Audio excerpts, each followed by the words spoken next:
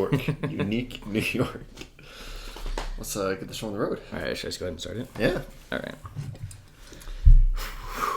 All right, hey, what's up, everyone? I'm Tanner, and this is Max. Hey, yo. And welcome to the Rabbit Hole. So on this channel, we're going to be discussing conspiracies, unsolved mysteries. We'll probably do some true crime eventually. And along the way, we're going to attempt not to go down too many rabbit holes, but, we'll see how that goes. So, if you're drinking along with us, take a shot every time one of us makes a shitty rabbit hole joke. Yeah, you'll probably take quite a few shots. Maybe not in this one, but it'll happen for sure. We're just going to go ahead and do a little intro, if you will, talk about starting the podcast and everything. So, I love a good intro. Yeah, we can kind of tag team on this one. I know so I personally have been wanting to start some sort of like YouTube channel, podcast, something like that for the last 3 or 4 years probably, but we were in college and college just gets kind of busy, whether it's class or extracurricular activities. You don't really have time to... What kind of extracurriculars there, Tanner? I mean, I don't want to incriminate after 21, it was bars. Before 21, it was a lot of studying. Oh, yeah, every night. Friday nights especially. Constants. My most productive hours were from 5 p.m. Friday to 2 a.m. Saturday, actually. That's definitely true. Yeah, no, definitely not tailgating, because that's degenerate stuff. No, the library was open Saturday. That's where I was. That is true. Yeah. Yeah, anyway, so he's always wanted to start this, and it really wasn't ever something that I thought about until a few weeks ago when he actually pitched me the idea, and I was like, oh, yeah, absolutely, I'm in.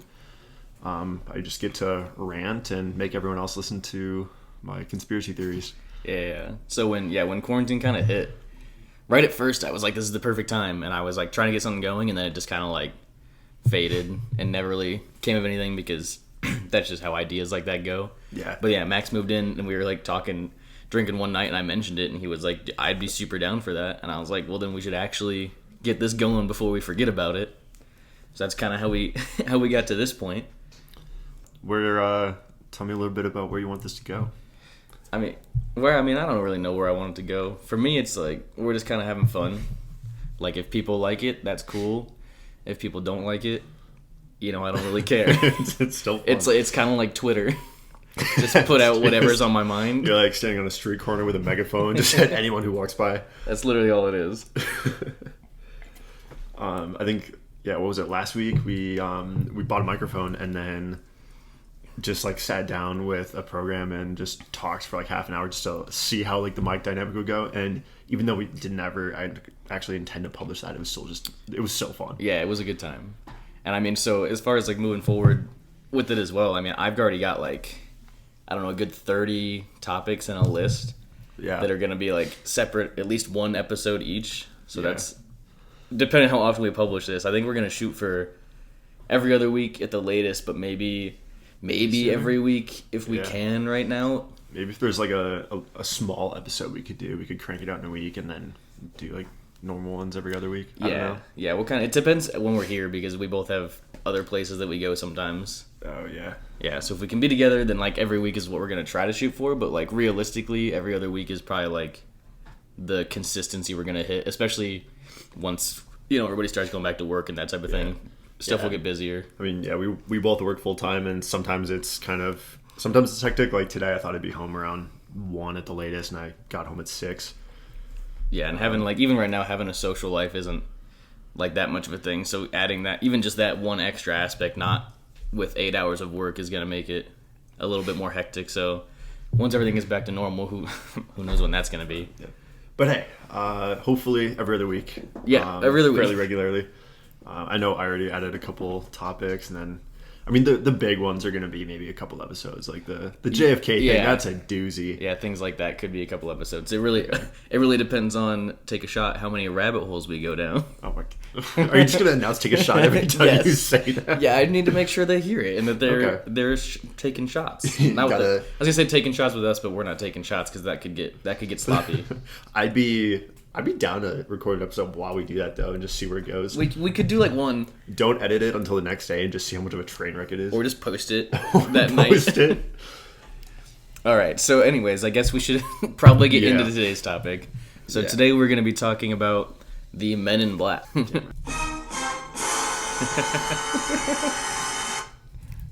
So, the Men in Black. I'm guessing most people that are going to be listening to this have heard of that, whether it's in the capacity of the movies or more what we're going to be talking about, which is, I was going to say real life, but who really knows? Yeah. Not the movies. It's a little bit different from the movies. They're not spies going around like patrolling and killing aliens that exist or whatever. Yeah, honestly, up until I actually started looking into this, I had only heard of the movies, and then I realized that it was like an actual conspiracy theory, and it was kind of like mind-blowing that like there's so many similarities that are based on like accounts. Just kind of like, I know obviously it's Hollywood, but there's little elements like they're going around and shutting people up about aliens, erasing their memory, that kind of thing. Yeah, and I gotta believe that like at least the initial idea came from this type of stuff, because the movie, the first one came out in the 90s?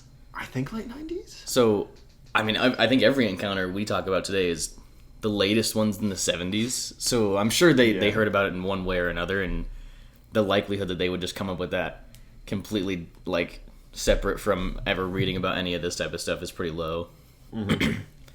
Yeah, so we'll get into it here. The Men in Black that we're talking about, not the movie. So I think generally they just show up after UFO sightings and alien activity, and generally the theme across most of the sightings is in some way or another they are there to shut you up about UFOs. Yeah, so any like basically the witnesses to if there was a crash site or if it was like someone saw something in the sky, whatever you want to call it, they essentially like come to your house or your place of business, whatever it is. And yeah, the overall theme is that they tell you not to talk about it. And if you do talk about it, there will be some sort of consequence, is basically how they go about it. With a lot of these, there's kind of varying levels of harassment. Some of them are mild. Some of them are just flat out annoying. And then others are like kind of just like weird too. Yeah, some will turn your life into a nightmare. Yeah. So there's thought to be either government agents or like aliens themselves. Yeah, it definitely depends on who you talk to. Right. And I think it depends on the encounter as well, because some encounters, the actual like Men in Black is a lot, creepier, like wilder than what a human is. And other times like the person themselves is like normal, but they act kind of weird, or what they like say is kind of weird. What I thought was interesting is maybe this is like having people have this idea in the back of their mind. But what I thought was interesting is most of these encounters describe kind of a similar appearance, like across the board. Yeah. It's somebody that shows up, whether it's a person or an alien, wearing a black suit, dark sunglasses. Some of them, they get out of black cars, like the movies. Others don't, but like the appearance usually is pretty similar. And you got to think a lot of these kind of came in like before like widespread distribution of information. It's like 40s and 50s and even 60s. Like it wasn't you just posted the internet and they could read it and then make up their own story. Mm-hmm. So the fact that multiple accounts before you were like reading the newspaper from another city even were like matching up is kind of weird. Like one that I'm sure Tanner will talk about later, there's a link between like the same case, but one piece is in the UK and another's in Australia. Yeah. And that was in the 60s? I want to say 60s. 50s or 60s. So just that distance alone without the internet seems just, I don't know. Yeah. It definitely lends itself to conspiracies. Yeah, no, for sure. And then so I do want to mention one theory we found that's kind of aside from the rest of it, but just to point it out. I think this has to do more with like government officials specifically. Yeah, this is more a government officials thing. So basically I only saw it on one site, read it somewhere on The Guardian, that there was like someone came forward, and who knows how true it is, but basically said that their job at one point was infiltrating like UFO circles, basically like people that all communicated about UFOs in a similar area. They would infiltrate and like offer to essentially trade information. So they would find out everything that like group of people knew, but then instead of like feeding them truths or whatever, they would actually tell them lies to try to steer them in the wrong direction so they couldn't actually find out whatever might have been going on. So that's not like the main conspiracy, if that's what you want to call it, but it was definitely like an interesting theory that we found when we were looking everything up. Y'all ready for some story time? Yeah, let's get into some of the encounters. We got 4 encounters that are, I don't know if they're some of the bigger ones, but like I'd heard of a couple of them before. Yeah, I think these are vaguely posted in, or I guess vaguely overviewed in chronological order. So, I mean, correct me if I'm wrong, but the one you're about to talk about is, I think, like as far as we could find, the first really. Yeah. So this is kind of like, like you said, as far as what we can find, this is kind of like the first documented one. We'll talk about a little bit later, like the first one that kind of got popular, but this was the first one that really was like documented and like someone like told their story. So I'll just go ahead and get into it. So possibly the first run-in with the Men in Black was in late June of 1947. A man named Harold Dahl, along with his son and his dog, were on a boat gathering logs near Maury Island, which is off the coast of Washington State. Wait, why are you just gathering logs? I don't know. Wait, also it's June. It's not like they need firewood. Yeah. And why are they in a boat? Yeah. That's So not going to be good firewood. So the wood is wet. The wood's wet. I don't know. But okay. What I thought when I saw that, though, is there's no way he's making that up. Because if he made that up, he would do something much more plausible than, like, gathering wood on a boat.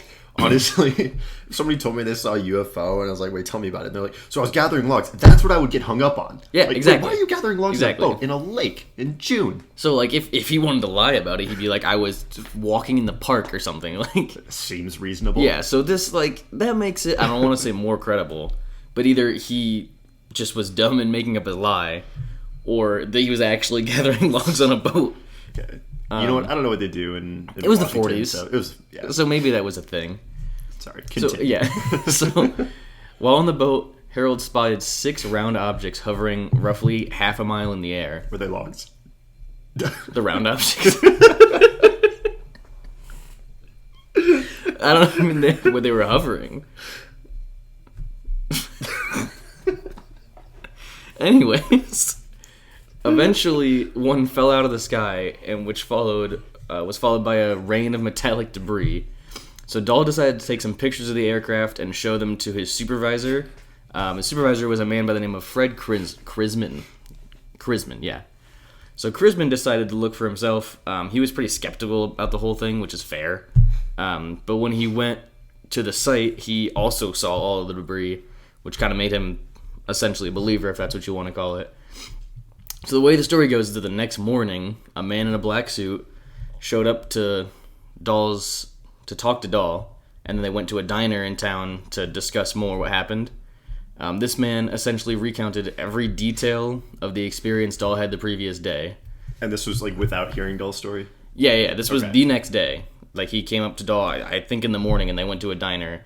Had every detail, had more even. Like, he knew about more stuff, mentioned some more things. So he, like, described the entire event, and then essentially implied that he knew a lot more.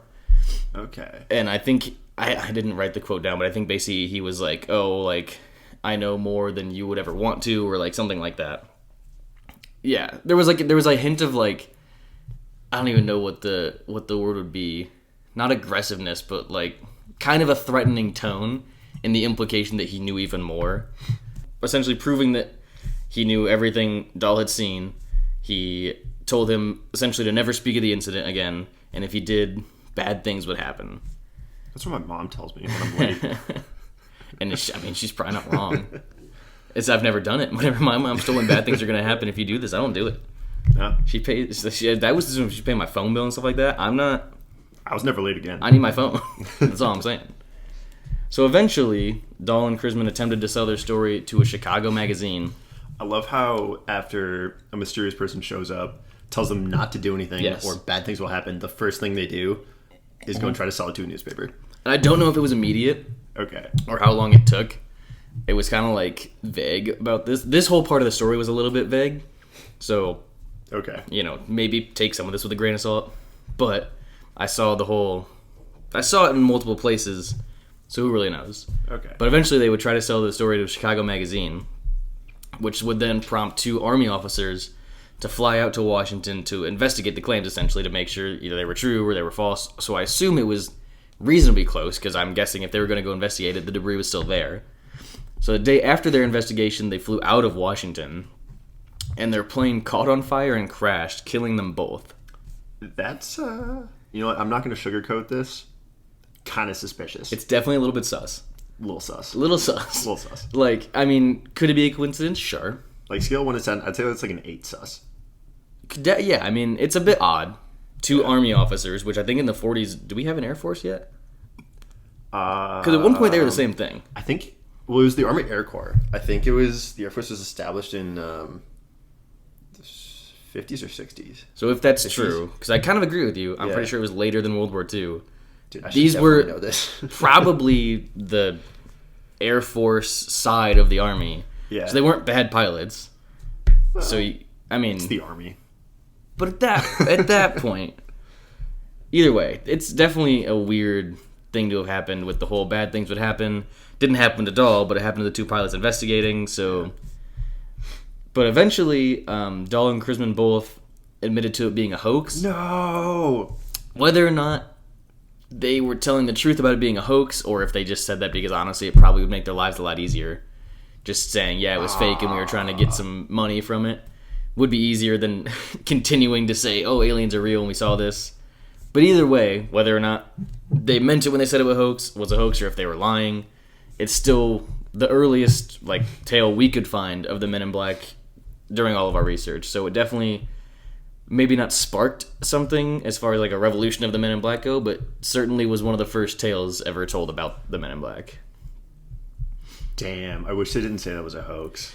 I know mean, there's so many reasons they could lie about it. Yeah. But There's a lot of reasons they could have made it up, but also I kind of get after everything happened, and especially if they saw that and the pilots, crashing and dying there, like, oh, maybe that dude in the suit was serious about bad things happening. So maybe we should be it's a hoax. Please don't kill us. So who really knows? As a wise man named Nicky, portrayed by Will Smith in the hit movie Focus, said, "You die with the lie." Hey man, that rings true in a lot of games as well. Does. Such as Among Us. Oh my god, don't even get me started. Dude, we've been playing that game way too. I don't know if anybody listening is playing Among Us. If you're not, you should be. And if you are, then you know exactly why it's so addictive. I think the last 2 days we've accidentally played it for 2 hours a night in a row. Yeah, oh yeah. No, last night was crazy. We had a group. It was just me and Max, but we had a group that kept staying together for the same game because you can play again with the same people. I was emotionally attached to them. It got so intense because you keep playing with the same people, so trust issues get developed. Oh my god, I was a victim of so many of those. Yeah, very true. Anyway.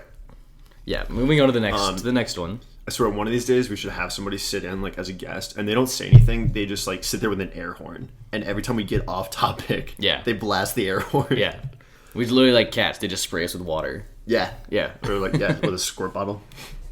So, Tanner kind of overviewed, that was one of the first ones, and as far as I'm aware, the first one. So that was in 47. So 5 years later, this is when this one starts, and this is what kind of blew up the whole theory. Yeah. Because it was much more published and publicized. Yeah, that original one didn't really get a lot of traction with it. Yeah. But this one definitely saw a lot more publicity come along with it. Yeah. So this is surrounding Albert K. Bender over the span of March 1952 through October of 53. So about math. Year and a 18 half. months. Yeah, year and a half ballpark. I don't even know if that's right. So yeah, it was popularized in 1952 when Albert K. Bender started the Flying Saucer Bureau, and he was subsequently silenced by Men in Black, who apparently turned his life into a living nightmare.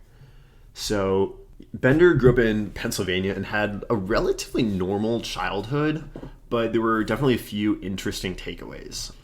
He was always very superstitious. He was enthusiastic about haunted houses and Halloween and that kind of thing, and always very drawn to supernatural things. So that take on this is interesting to me for, I guess, the events that happen later. They seem more supernatural than some other encounters. Yeah. So I wonder if that influenced anything. But apparently as a kid and as a teenager, he wrote spook plays and was really keen on collecting foreign objects. So the first couple things were But okay, so collecting foreign currency is not weird, though. Yeah, so I'm getting there. So apparently this wasn't just he took a trip to Canada and came back with some money. He apparently wrote to world leaders in Japan and South America and asked for collectible objects. He asked for sand or currency, just really weird things, and he went so far out of his way to get those. It's funny that he wrote to world. Did he get some? Did they send him some? To my knowledge, no. Okay, yeah, so that'd be wild if he was getting objects from a leader of a country. Yeah. Dude's 14 and has. How did he get the mailing address? He's pen paling with I don't know whoever was. I don't even know. Churchill, yeah. His pen pal is Winston Churchill. So then, yeah, and it gets weirder. So he also started collecting really eccentric things, like shrunken heads, skulls, and vinyl records with like thunder, screams, and hisses on them. That's creepy Like, as hell. Yeah, that's like some black site CIA shit. I don't like that at all. No. That's like what you play when you're trying to like get someone to admit they did a crime. It's like a CIA you just, tactic. You just put them in a room and play screaming and Yeah. hissing. So then apparently he was not shy about that at all either. He worked as a timekeeper for factory, and he apparently just collected clocks. So in his house he had dozens of clocks. And what drives me crazy about that is if you want to collect clocks, fine. But they were all either alarm clocks or cuckoo clocks. I was gonna say, were they just a bunch of cuckoo clocks? They would go off at the same time. So they would go off every 15 minutes. Oh my god. So there are multiple accounts of this of people who went to visit this guy. And they would walk into his house. They would be greeted every 15 minutes by dozens of clocks going off. Meanwhile, interspersed with vinyl records of either screams, hisses, or just thunder. So I think the 15-minute thing, what the takeaways from that, if you ever visited this guy and you heard one of those alarms, it's time to leave. Like, Yeah. 15 minutes is about the maximum you should be at this dude's house. Before weird So shit if happens. you hear an alarm, you should just go. Yeah, so then he took up an interest with the Flying Saucer Bureau, or with flying saucers. He founded the International Flying Saucer Bureau, or IFSB, in March of 1952. And it kind of blew up at first because UFOs were kind of still like a new thing, and they were all over the news. They're like kind of every getting time. hot though. Yeah, Yeah. It was like TikTok and fucking teenagers. Oh god. That was so unnecessary. Don't get me wrong. I watch TikTok, but like, I don't subscribe to the pages that are just 14-year-old kids. I don't know, dancing for 12 seconds. Yeah. I don't get that version of the app. So this blew up in like very shortly after it was founded because like we said, they were a hot button issue. And so it was really successful at first, but what's weird is it was abruptly shut down just a year and a half later. And this is kind of detailing the process before that was shut down. So this is all according to the Bridgeport Library, which is near where all this happened. It reported that as soon as he founded the IFSB in 1952, his world was just turned upside down. He was suddenly overcome by illnesses which were somewhat unexplainable. Like, no one he was living with got sick and gave it to him, and it wasn't a known disease or anything. He was just bedridden and very, very ill by all accounts. Yeah, that's definitely weird though. Yeah. Like, again, like coincidence, just like the pilot thing. But eventually, it's like how many coincidences can happen before you're like, okay, because that's definitely odd. And how old? Do you know how old he was? Not of the age you just randomly get super sick, basically. No, Yeah. he was like a young guy, like I think 30s. Yeah, it was just super random and weird timing. So his health just suddenly and mysteriously disappeared. He often received strange phone calls, and what accompanied them was what he claimed to be telepathic messages. And this just kind of went on for a couple months. And in November of 1952, at a local movie theater, he was observed by a man with glowing eyes, and he shadowed him while walking down Main Street. And I don't know if this was like a crowded night or not, or if the movie said like just ended, but somebody was just following him.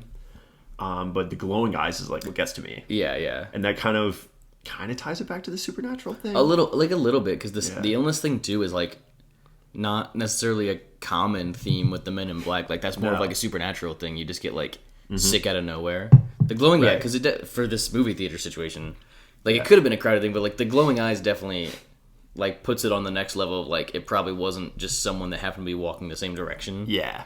Yeah. It's just ominous.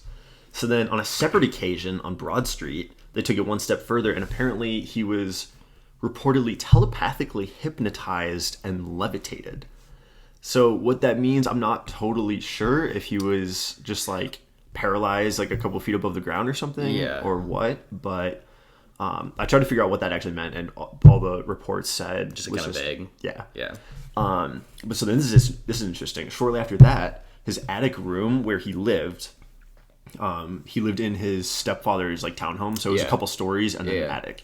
So in his attic room, it began to stink of burning sulfur. See, the sulfur one throws me, because the sulfur, if the people listening know anything about like, if you watch stuff about, I don't know, like ghosts and all that stuff. Sulfur is like a demonic symbol. Mm-hmm. Like if you find sulfur, you smell sulfur, and you're kind of in a situation where you think something supernatural might be happening, that's a symbol of it being more demonic than it is just like a ghost. Yeah. So this encounter, if that's what you want to call it, this case, like definitely has more aspects of supernatural tied to it.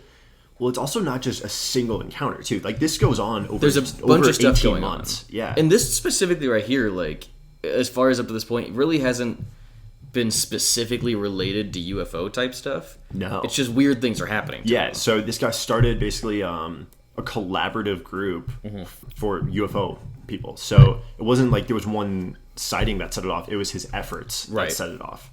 And I should also, actually think I forgot to mention this earlier.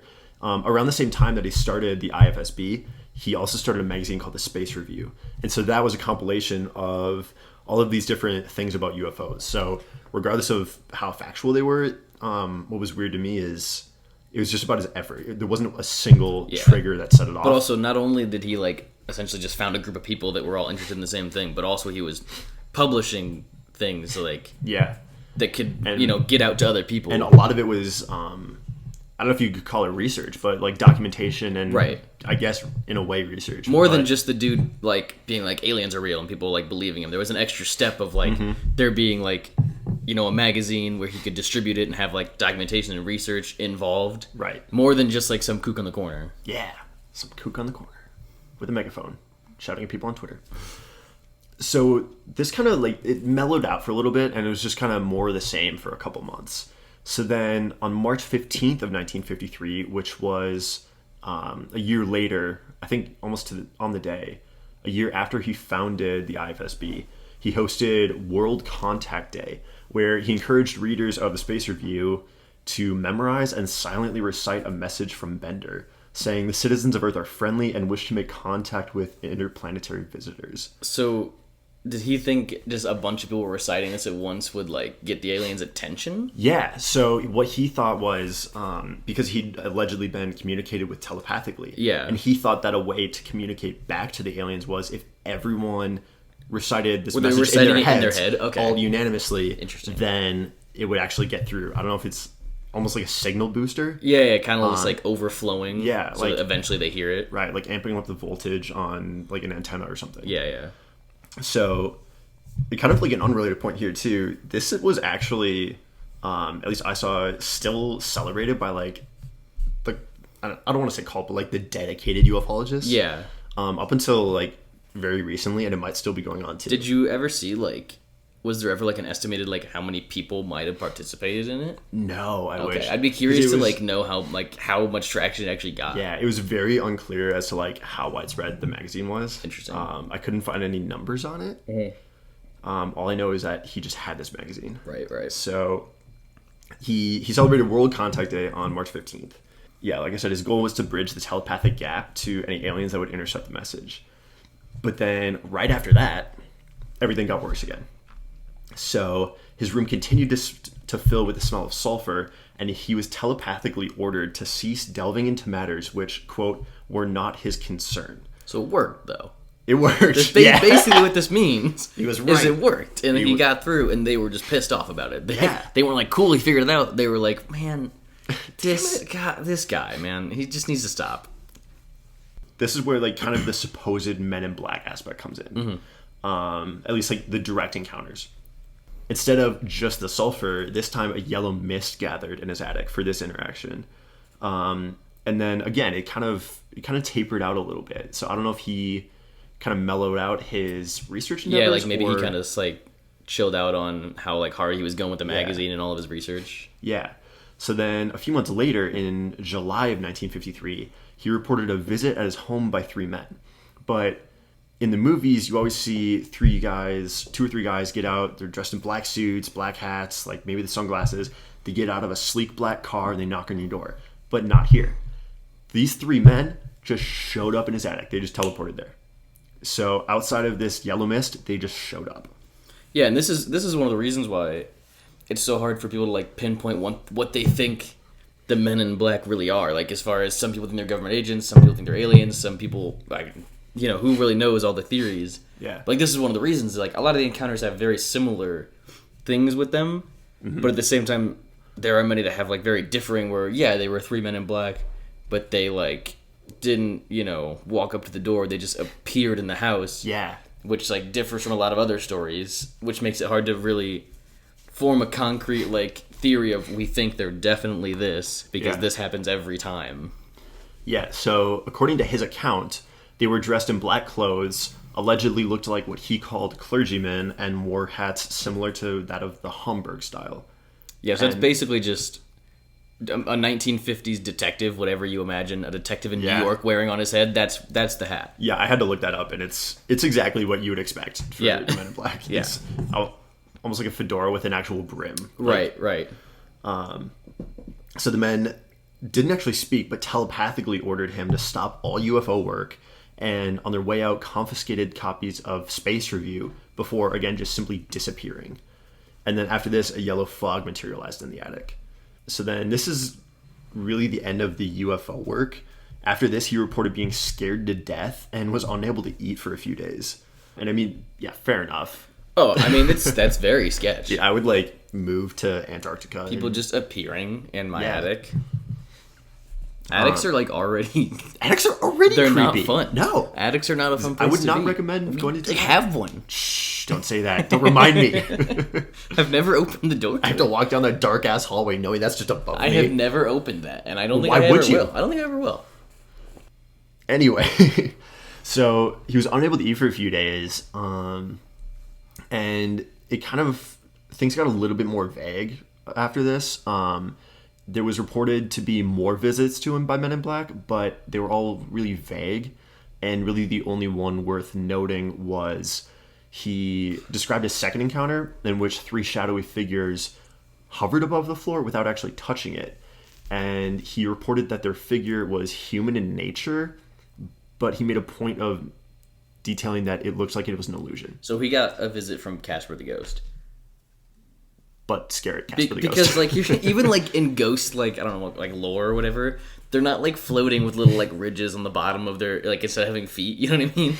That's the very cartoony Scooby Doo Yeah. ghost way of looking at things. All the, I don't want to call it modern facts, but all this stuff about ghosts now is they look like people. They're just ghosts. Yeah. So he got a visit from an angry Casper the Ghost. Yeah. I don't even... Yeah, you got it. Yeah. Scooby-Doo.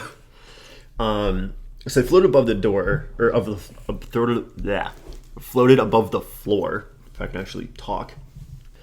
And the story ended with him being told by the figures that they were not supernatural beings, but instead 3 people that had been abducted and whose bodies were used as disguises. That still sounds supernatural, Which is though. still supernatural. It's not a ghost per se, but it's it's pretty damn close. Yeah. So what is this, aliens? I don't even know how they would do inhabiting a body somehow. Yeah, that's what it sounds like. What it is. Yeah, and so why were they floating? I don't know. That's so weird. If people can cross dimensions and travel through space, I gotta believe they can figure out how to make shit float. We travel through space. Do we float things? In zero gravity. Not the same thing. So then, yeah, those 3 people that were named, though, had actually recently disappeared in UFO-related incidents. Okay, well, that's kind of weird. Yeah. Yeah, that's a little... Did they, did he say that they looked like those people at all? Or did you never find that? Did the 3 people floating in his attic, look like the people? Yeah, he claimed that those were them. Okay. Yeah. I didn't know if, the, whatever you want to call them, aliens, said, these are our names, or, he was this is the face I saw. Yeah. Yeah, so they were... actually, no. He was told that the bodies were 3 people who had been abducted and whose bodies were used as disguises. And they actually had been abducted recently. Interesting. Yeah. Or some form of alien encounter. Yeah. So immediately after that, he shut down the IFSB abruptly and without notice in October of 1953. Just, a year and a half after it was founded. Again, fair. Yeah, I think I would do the same. That was probably the worst year and a half of his life. It definitely was. Kind of his conclusion with the IFSB was he published one last Space Review copy, and it concluded with a cryptic message warning, and I quote, "The mystery of flying saucers is no longer a mystery. The source is already known, but any information about this is being withheld by orders from a higher source. We would like to print the full story in Space Review, but because of the nature of the information, we have been advised in the negative. We advise those engaged in saucer work to be very cautious. So he's claiming that he himself knows the source of flying saucers, essentially. Yeah. Yeah, he's just saying, like, I know everything, but I'm not And going to tell you, it's just you fuckers. Yeah. Like, you guys can suck a dick. You don't get to know. Yeah. So this whole story was detailed a few years later in 1956 in a book by Gray Barker. And he was basically very, very close to Bender throughout this whole thing, but it took him 3 years to actually publish that book. And Bender himself took a long time to actually come forward with that story as well. In an unrelated note, he was involved later on with the Mothman. Oh, yeah, the Mothman. So yeah, we're probably gonna do an episode about the Mothman as well. Yeah. Another get there, interesting. I don't even know what you want to call it. Conspiracy, I guess. Yeah, something like that. Mothman. But yeah, so that's really the whole from start to finish the Bender encounter. So that was when things really blew up because that was very widely publicized. Yeah, it blew up with that actual book when that was published. Yeah. Everything kind of got like, I don't know how it blew up as far as like how widespread it got, but it was definitely like much more widespread than anything in that realm had been before. Yeah, so Gray Barker wrote that book, and then a little bit after that, Bender actually published a book called The Three Men and the Flying Saucer, I think. Yeah, because he kind of wanted to give his own like story as well. I don't know if it was like not really like a you told it wrong type thing. I think he just wanted to do one more about like here is my whole story type of thing. Because I don't think Barker's book wasn't fully about Bender. I don't think. No. So I think that was just kind of why he published that as well. Yeah. Yeah. All right. So we can move on to the next encounter we've got going on here. This one comes to us from the United Kingdom. So that's United Kingdom. The United Kingdom. I don't know why I tried to like make that sound ominous. Yeah. So this was actually involving the Solway Firth spaceman photograph. We're gonna go ahead and post that photo to our Instagram. Yeah. Probably with like the announcement of this episode, in case you haven't seen it. I had actually seen it. Really? As we were doing the research, Yeah. I saw the photograph and I recognized it. I didn't know what it was or what it was about. Yeah. But I had seen the picture before, but I didn't know the name of it or anything yet. So yeah, we'll post that like as the picture for the announcement of this episode or whatever you want to call it. So the way this one goes is that Jim Templeton discovered a spaceman in the background of a picture he took of his daughter. The spaceman in the background of the picture no one actually saw the day of. So they sent the picture to Kodak, and Kodak themselves, who obviously made the camera, verified that it hadn't been tampered with. That was wild to me. Yeah. Like the fact that they just sent it to a camera company. I think so when I was reading about it, they got it verified like two different sources. Okay. Like one was like an independent source, and one was like Kodak themselves, who are obviously also independent, but they own the camera. So Yeah. there's like a little bit of interest in that. Yeah, said it wasn't tampered with. So they took this picture, and again, you'll have to see the picture on Instagram. It's very clearly in the shot. Yeah. It's not like he's like hidden in the background. Oh no, you can't miss it. Like if he was there in person, you would have seen him. So the fact that it was like confirmed not tampered with, I assume the whole family was like, well, what the fuck? Yeah. Like, well, how else would you react to that? no, literally, I'm sure they got the letter back that was like, no, it's fine. And they're probably sitting around their living room like, shit. Who the fuck was that? Yeah. Shit. They're going to just start taking pictures everywhere they go to be like, is there a spaceman in my house? I love that it's not just like a straight up ghost like you hear about sometimes. Like, oh my god, there's a ghost in the background. No, it's just spaceman. Yeah, spaceman. Casper the Friendly Spaceman. Yeah, for real. It is like a weird angle too. It's a weird picture. It is. So it's definitely weird that it was like not tampered with at all and like confirmed. So following this whole like picture and it being confirmed not being tampered with, Templeton was visited at work by two men dressed in black suits. These men refused to give their names and would only refer to themselves as number 9 and number 10. Begs the question, where's 1 through 8? Yeah. And also kind of they were busy interrogating Bender. It's kind of reminds you of the movies. They just go by a letter. Wait, so I'm guessing number 9 was Will Smith and then number 10 was Jeff Bridges. Am I wrong? We cracked the case. We cracked it. We got it. It was the movie. This is the movie. But yeah, number 9 and number 10. I also thought it was really odd that they're next, like the numbers are next to each other. Maybe that's just how whatever agency this was did it. But like the odds that I wasn't like 7 and 10. You know? Yeah, that is peculiar. Yeah. That's just poor writing. I mean, yeah, because you think like, for instance, like in any good movie, the rookie gets paired up with the veteran. Yeah. So it should be like number like 1 and number like 36. Yeah. But anyways, I digress on that issue. That's neither here nor there. So these men claimed to be government agents and asked Templeton to take them to the location that the photograph was originally taken at. They flashed badges at Templeton, but all he could actually see was some sort of like crest or like, you know, emblem of an organization and the word security. So not much to go on. In my opinion, a little bit too trusting. Yeah. But it's also... Like, don't they teach you, like, as a kid? It's the somebody, 60s. Like, shows up, I guess. People were trusting. Yeah, it's still like Coke and soda then. It's the 60s, and it's not U.S. or Russia where we... You know, so... You know. Everybody was pretty trusting back then. So he took them to the site. The two men questioned him about pretty much the events of the entire day. One of the specific things that was mentioned in a couple of the articles I saw, that they specifically were asking about weather conditions. Which I don't... That's weird. Yeah. They like asked... They wanted to know specifically what the like weather conditions of were the day. What, are UFOs not allowed to fly in clouds? Well, I mean, I don't know, man. Maybe the spaceman suit's only rated for certain temperatures, and they were like trying to get some data. The temperature in the UK remains exclusively between 50 and 60 degrees Fahrenheit. Maybe it wasn't supposed to be operating in that range. Well, then that's just poor planning on their part. I'm saying they're scientists. That's my theory here. They should just be thorough next time before they start gallivanting around in a spaceman Just costume. tossing spacemen out in the middle of fields. I think it was an accident, like maybe he ejected too early or something. And he's just there. He missed the LZ. He missed it.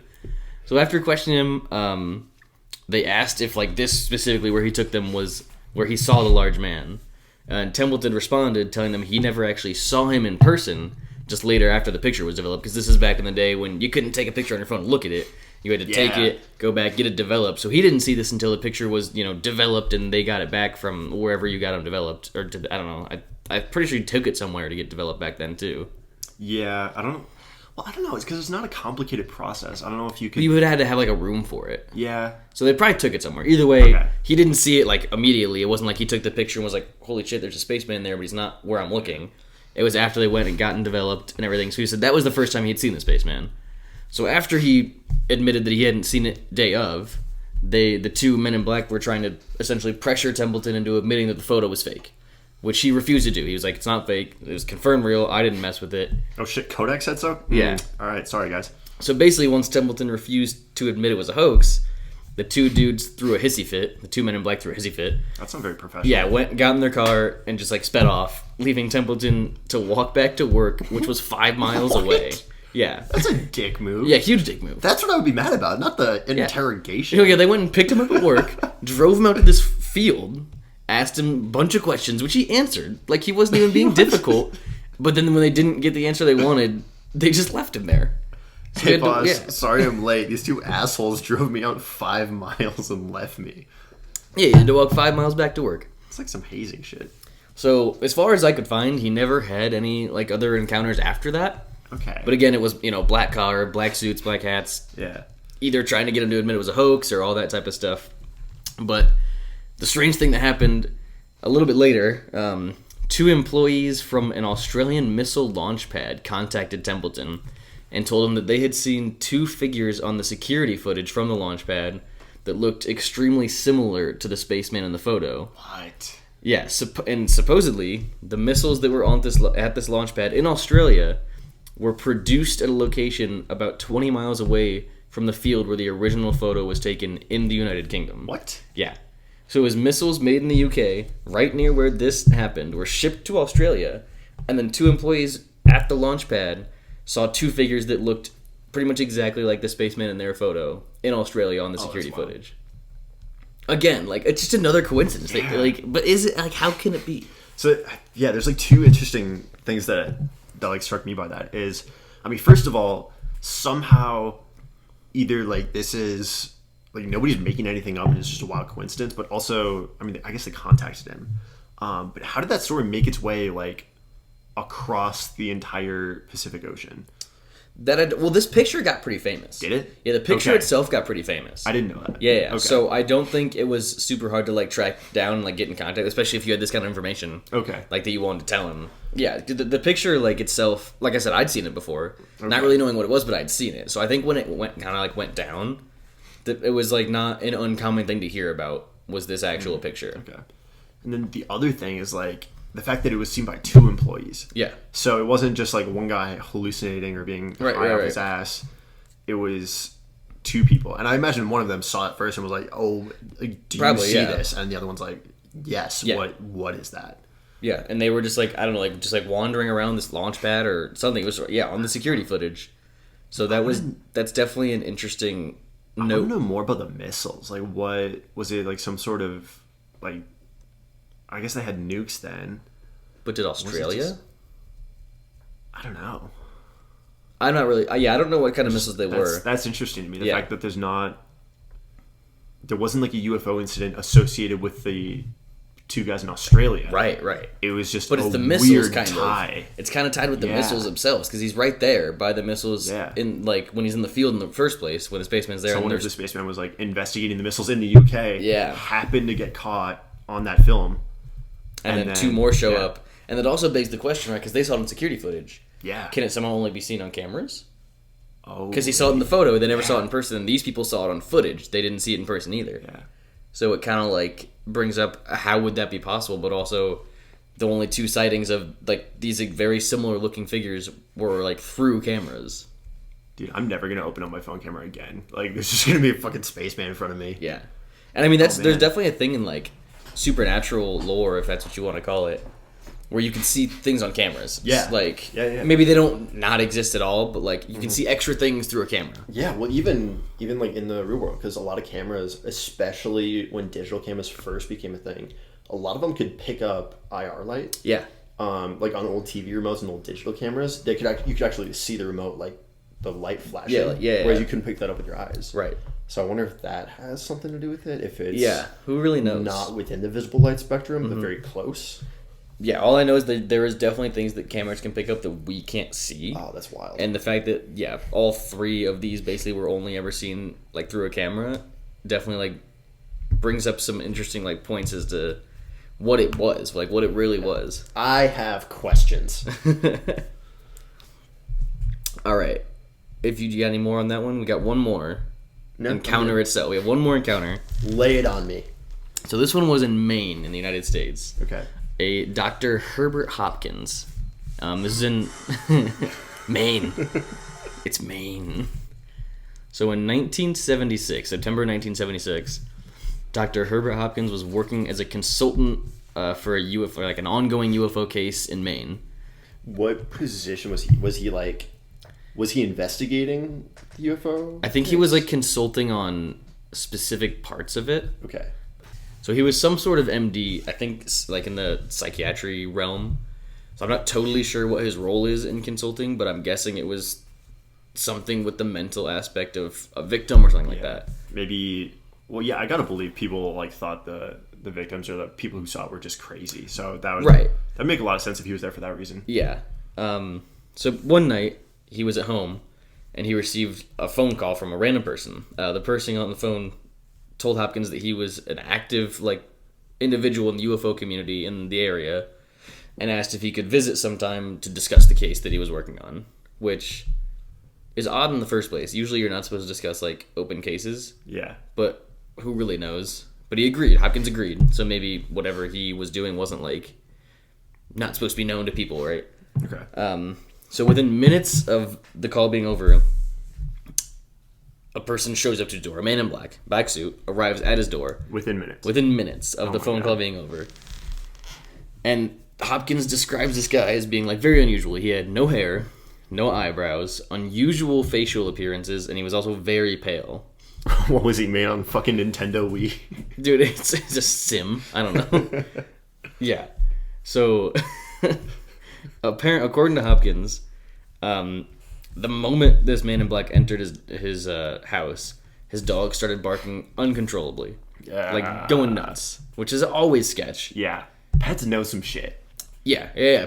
Dogs especially, like cats hate everybody, Like dogs can like sense shit. Like that's like again a common thing. Like going back through history with like supernatural lore is that dogs, animals really in general, can like sense stuff. Right. So yeah, his dog went nuts like the moment this man in black walked through the door. Okay. So that's I'm not gonna lie. That's a red flag. Big red flag. Yep. For sure. Wait, actually, that's the second red flag because he just showed up in minutes. Yeah, that is also a red flag. You're up to 2 red flags, ladies and gentlemen. Yeah. Keep going. Yeah. So once he was inside, the strange visitor started questioning Hopkins about the details of the case. Don't really know what exactly he wanted to know, but basically he wanted like the details of what was going on. Okay. And then at the end, it got pretty funky. So the man in black told Hopkins that there were 2 coins in Hopkins' own pocket. So he told, And we're there. Yeah. So damn, the man in black, David Blaine dressed up in black. the man in black told Hopkins, "Hey, you have 2 coins in your pocket," and Hopkins was like, "You're right." Essentially, it's like how that went down. Yeah, that's weird. So Hopkins confirmed it to be true, and then the man in black asked Hopkins to remove one of the coins. So he did. The coin he removed was essentially like a brand new penny. Oh, it couldn't be an old penny. Brand new penny, shiny. So the man in black told Hopkins to watch the coin very closely. A moment later, the coin took on a silvery appearance and then seemed to be going like in and out of focus. So then the coin started to fade and eventually disappeared altogether. What? In Hopkins' hand. Yeah, it was in Hopkins' hand as well. Like, it's not like he took it and did some weird shit with it. Hopkins was holding a penny, and the penny turned silver and was like going in and out of focus and then just disappeared. Your move, David Blaine. Yeah. That's not just pulling a coin out of somebody's ear. Yeah, you gotta do it. They're holding it, and you gotta just make it disappear. So Chris Angel has 24 hours to respond. And then the man in black told Hopkins that the coin would never be seen again, quote, on this plane. So that's pretty ominous. Yeah, he said on this plane. Not even like in this city, in this country, on this planet, in this plane. In this plane. Implying that he sent it to another plane. Jupiter is in this plane. Right. Oh, wow. Like, the implication is that the coin still exists, which according to, any law of physics, it would have to. Yeah. But it is in a different plane somehow. It's pretty wild. Sketchy. Okay. Yeah. So, following this whole coin thing, the man in black asked Hopkins if he knew who a man named Barney Hill was. And Barney Hill was an alleged UFO abductee who had recently died. So Hopkins confirmed that he knew who he was. I don't think they were like close or actually knew each other personally, but he knew of him. He had heard the name essentially. The man in black then told Hopkins that Barney did not have a heart, just like you no longer have a coin. That was a quote. Oh, that's a threat. Yeah. That is a straight up threat. Yeah. According to the medical team, Barney died of a cerebral hemorrhage. But still weird that he brought it up in the first place. Yeah. That he essentially said he transported his heart to a different plane. And I mean, you even gotta think about this, like, say something like that did happen, the heart was just missing, right? Yeah. The medical team isn't gonna be like, heart was gone. Disappeared. Nothing, like, because if you transport it like that, right? If you transport it to a different plane, it's not chopping with a knife. There's gonna be no, like, serrations or anything on that, like, on the tubes that go to the heart. It's just gonna be gone. Like, nothing ate it, nothing cut it out. Like, your chest would still be intact. Yeah. So if they crack them open and find that, the medical team themselves might be like, okay, we can't say this is what killed him. Because this looks super sketch on us, too, as the medical team. Like, did you guys take his heart? Yeah, we lost it. We gave it to Kevin, and Kevin fumbled the bag. Kevin, let's just say his dog got hungry. He's a really smart dog. It's okay. He no longer works for us. It won't happen again. We took care of that quickly. So, yeah, who really knows, like, if the medical team, if that was true or not. Regardless, that was what the report was, a cerebral hemorrhage. But, yeah, this man in black basically said that he transported, or someone, maybe not him, transported Barney Hill's heart to a different plane. So, after telling him this, the man in black then suggested that Hopkins destroy everything he had related to this case. So Hopkins, later, probably soon after, decided to burn all of the files he had about the case. All of them. Just burned them. God. Yeah. And then he never saw this man again. He didn't have any more reports of, like, men in black visiting him, but he did have some, like, phone issues, and the phone company, like, confirmed basically that his line had somehow been tampered with. So most likely it was tapped. So they were listening to see if he was calling people either about the incident or about the case, like anything like that. Yeah. Okay. It's a weird one. The coin is a weird Oh, that's wild. a weird part of it, because it's not just like he was visited by a Yeah. man in black. It's like the plane thing throws me off because it's more than just supernatural. Yeah. Like in theory, that could exist. Right. Well, the last one, like, none of that sounds supernatural. Yeah, no, that's the thing. It's not supernatural. Like, the dude could have been outside of his house and called him. It's obviously not he wasn't obviously an active member in the UFO community. He was this man in black of sorts. But yeah. So that one was interesting. That was in 1976, if I didn't say that. So that was the latest one. We went in chronological order with the 4 encounters. So that's all the encounters we have to talk about, specifically. We just wanted to go through a few to kind of establish, like, the similarities and some of the differences as well. That's wild. Yeah, like, each of these cases has so many similarities, and most of them have their own unique differences. Right. But there's always kind of like that core, like, baseline Yeah. of is, like, pretty similar. Right. Yeah, and obviously there's a lot more that we didn't talk about. I mean, if you feel like looking stuff up, you're definitely welcome to.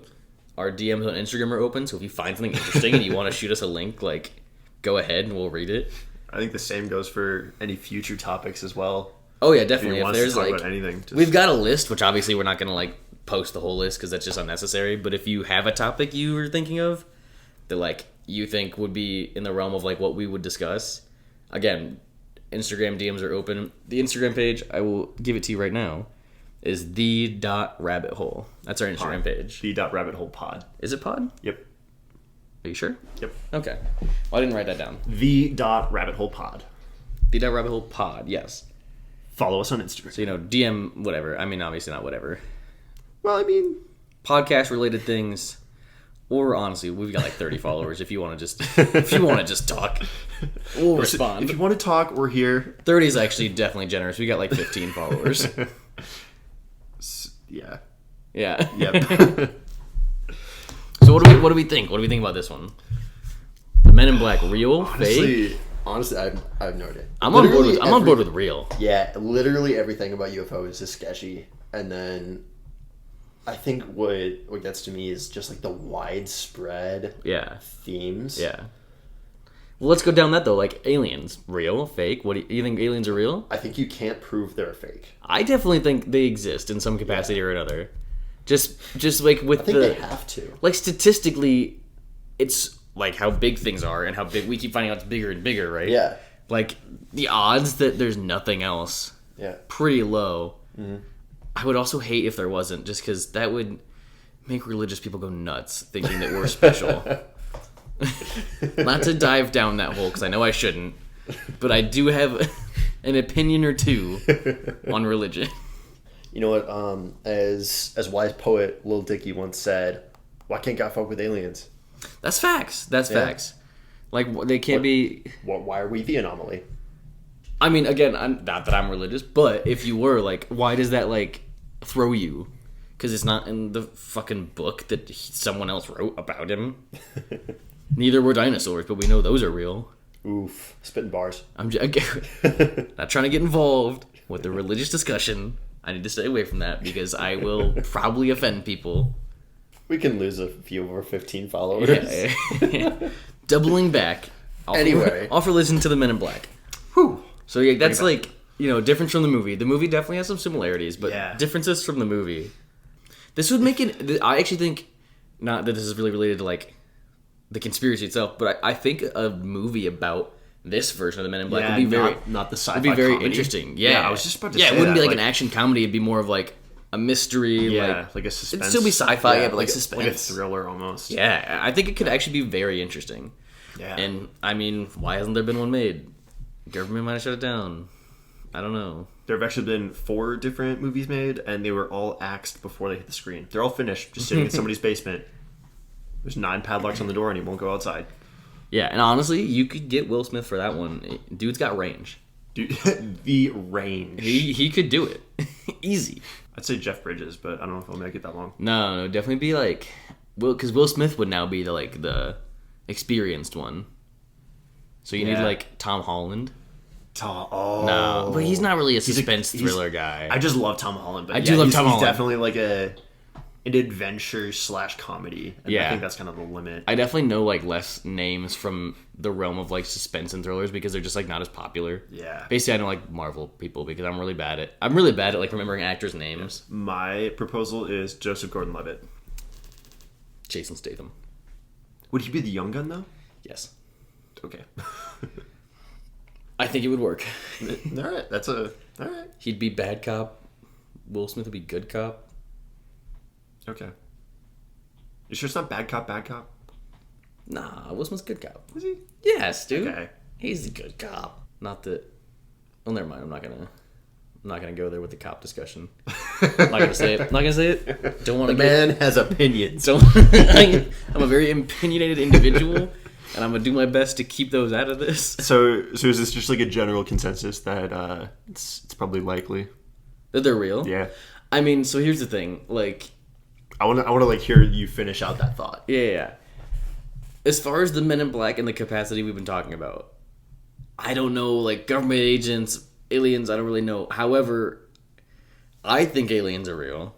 I wouldn't be surprised if there was something going on where like someone wanted to keep a certain event or like something part of that event a secret. But I don't know if they're. I mean, in my opinion, they're not appearing in someone's attic and floating. Yeah. But like, I mean, I could see it being a thing, right? You see something you're not supposed to, and then someone comes and like tells you, "Hey, maybe you shouldn't talk about that." That's not that's not a crazy absurd thing to be happening if you really think about it. In that aspect, absolutely not. I feel like that has happened. Like we could probably find documented cases of things getting shut down. Oh, definitely. Just for the sake of like this is either For sure, and, like, too powerful, but I don't know if the like the Men in Black themselves would show up. I don't know if it would. For sure, in other countries where like they're a little more, the people don't really have as much of a say, and they like don't care. They're like, yeah, we'll shut it down, and we like openly say it. Like if it's happened here, I'm sure it's kept a little more hush hush. Yeah. Because that's just how we do it. Right. But yeah, I mean, obviously, I'm sure if they do exist, they're not called Men in Black because that'd just be absurd. Yeah. Or if they were, the moment that movie came out, they're like, "Fuck, we gotta change the name." God damn it! I got sued for copyright. Or, flip side, they weren't called the Men in Black. The movie came out and they changed the name to Men in Black because then if someone searches Men in Black, they'll be looking at movies. Oh, yeah, there's a take. Yeah, Okay, that'd be smart. that'd be very smart. So they probably didn't do it because that'd be smart. But like that would not be a bad idea. Just like kind of hide yourself behind a movie. The first page of Google is just the movie, and whoever looked past the first page of Google. Yeah. I haven't looked past the first page of Google in like 6 years. If it's not on the first page of Google, it doesn't exist. That's just the truth. Yeah. And if you find it on the second page, it has viruses. That is a rule. That is a rule. Don't go to Hard, the fast rule. Do not go to the second page of Google. You won't like. That's basically the dark web. To me, at least. I've just never been there. Second page is viruses. Third page is the dark web. Yeah, if you go to the third page, you get like a chopped off hand in your mail the next week or something.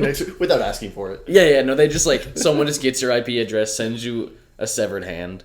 It's basically how I feel like it goes. That makes me like those YouTube videos where like people like claim to go on the dark web and order those like mystery boxes.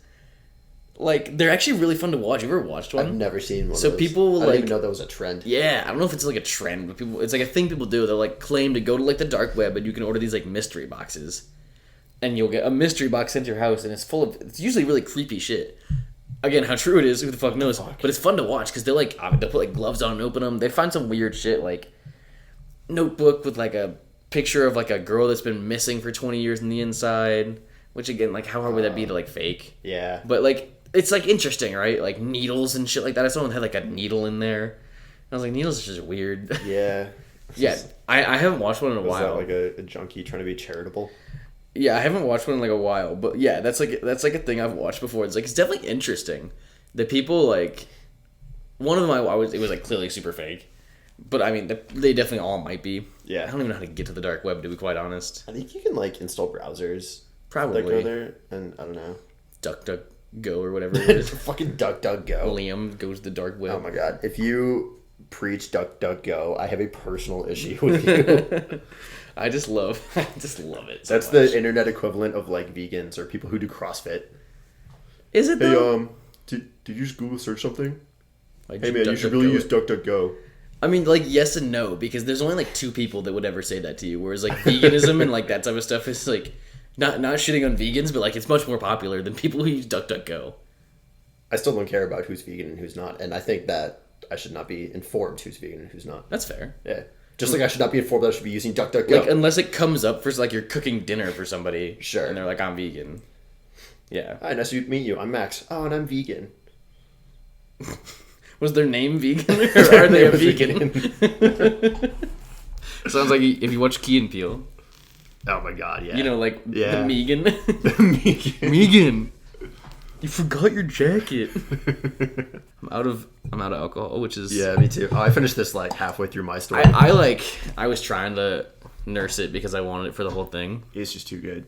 I feel like True. now is where we can just seamlessly insert an ad from Jack Honey when we get to that point. Yeah. I mean, if Jack Daniels wants to sponsor us with free Jack Honey, Please. that'd be fantastic because we have been drinking Jack Honey Mules and they're so good. Oh my god, yeah.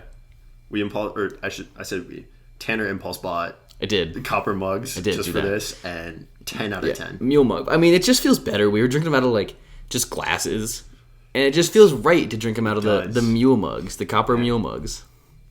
I don't care what anyone says, it makes a difference. It makes it better. It does. I mean, that's definitely a thing. The container, I mean, when it's in there for 30 seconds, honestly, no. But, like, it can make a difference. Like, Man. you know, like beer that's, like, shipped from Europe in, like, a dark green bottle. Yeah. It tastes worse when it gets here. It does. Like, it's better over there. And that's just That's a true. fact. It's, you're taking me back. Heineken. Oh, the things I would do for a Heineken in Amsterdam right now. Just a Heineken in the Netherlands, because honestly, the Heineken here, like, it's really not bad. But, like, it's one of those things where you sound so douchey. You're like, oh, I studied abroad, so now... Wow, did you study Yeah, abroad? did you go to Europe? But, like, there are definitely things... There are certainly things that are the same that Yeah. people claim are different. But there are for sure things that are also different. One of them definitely. being, like, in some imported beers just are better... In the country they're from. It's not a European-specific thing. The beer... We had Bud Light that one night. Yeah. I don't really like Bud Light, but it was still worse over Yep, there. definitely. Like, it's just like, if it's the country it's made in, it's just better. Cause Also, it's, like, there's definitely something to be said for just the beer itself, because Yeah, that's beer's true. not meant to be aged. That's and very it's not true. like they're, like, shipping air freight crates of Heineken. like a day. Like, next day. Yeah. Like, it takes a couple weeks to get there. Right. And then however long it sits on the shelves in, like, the distribution center. Exactly. I don't know, man. It's definitely better over there. I mean, it's the same thing even here. If you go to a brewery and you drink it right after it's made versus if you buy it and take it home, like, it's going to taste different. Yeah, definitely. But also, I for sure get people like, oh, did you go to Europe? Yeah. I mean, all right, let's apply that to anything else. I guarantee you sushi near a coast is going to be better than sushi in the middle of buttfuck Iowa. Or just like, I assume sushi in Japan is fire. Oh my god, it's got to be amazing. Yeah, you'd think. That's what they're known for. Well, that, among other things. But yeah. Among other You're like, that's things. the only thing Japan is known for. Should we try to wrap this up? Well, yeah. I think we might suppose. need to. All right. Well, yeah. Thank everybody for listening. However many listeners we end up getting, we appreciate each and every one of you. You can subscribe to whatever you're listening. I think we're gonna put it on Apple Podcasts and also Spotify. Yeah. I think those are the only two we have plan on. So if you want to subscribe, I think you can subscribe on both of those. Yeah. Yeah. Go ahead. We'd appreciate it. Share it with anybody else you think might like it. Tell your Please. friends, whatever. Yeah. Again, we'd really appreciate it. And I guess that's it. Yeah, follow the Instagram page. You already kind of plugged it. the.rabbitholepod. And I guess damn, we should really come up with like a set exit, a set outro. Probably. I mean, Yeah. we'll get there. We'll get set intro, set outro. All right. We'll get to it eventually. Well, in that case, Yeah. it's been amazing talking to you guys. Don't go down too many rabbit holes.